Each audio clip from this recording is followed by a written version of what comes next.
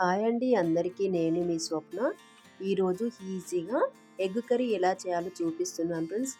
Taste అయితే సూపర్గా ఉంది. ఎక్కడా స్కిప్ చేయకుండా చూడండి ఫ్రెండ్స్. ముందుగా 2 స్పూన్స్ ఆయిల్ వేసేసి, ఆయిల్ వేడైన తర్వాత ఆనియన్స్ వేసుకుని ఇలా ఫ్రై చేసుకోవాలండి. ఈ విధంగా కర్రీ అయితే చాలా బాగుంది ఫ్రెండ్స్. అస్సలు మిస్ అవ్వకుండా చూడండి ఫ్రెండ్స్.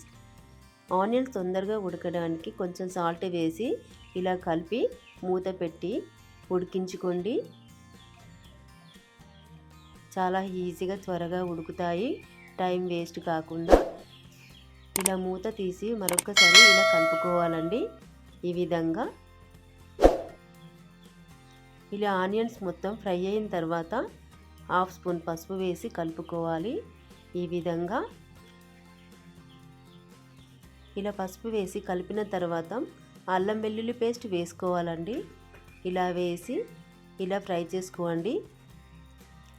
చాలా ఈజీ అండి, టేస్ట్ కూడా సూపర్గా ఉంది. ఎలాంటి డౌట్ లేకుండా చేసుకోండి.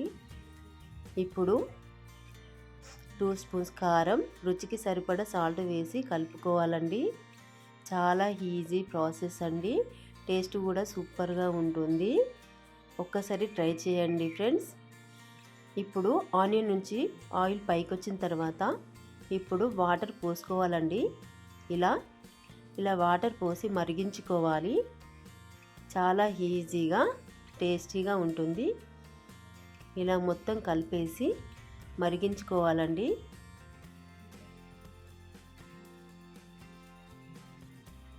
ఇప్పుడు ఎగ్స్ వేసుకుందాం.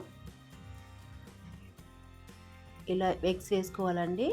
నేనైతే 6 గుడ్లు వేసుకుంటున్నాను. ఇలా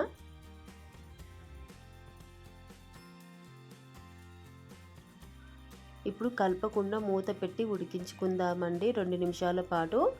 ఇప్పుడు మూత తీసి చూద్దాం. చూడండి, ఇలా అవుతుంది. ఇప్పుడు మెల్లగా తిప్పేసుకోవాలండి. చాలా మెల్లగా తీసి ఇలా తిప్పేసుకోవాలి.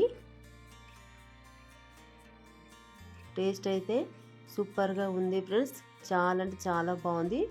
ఒక్కసారి ట్రై చేయండి ఫ్రెండ్స్, మీకే అర్థమవుతుంది. చూడడానికి ఈజీ ప్రాసెస్ అయినా టేస్ట్ అయితే సూపర్గా ఉంటుంది. ఎలాంటి డౌట్ లేకుండా చేసుకోండి.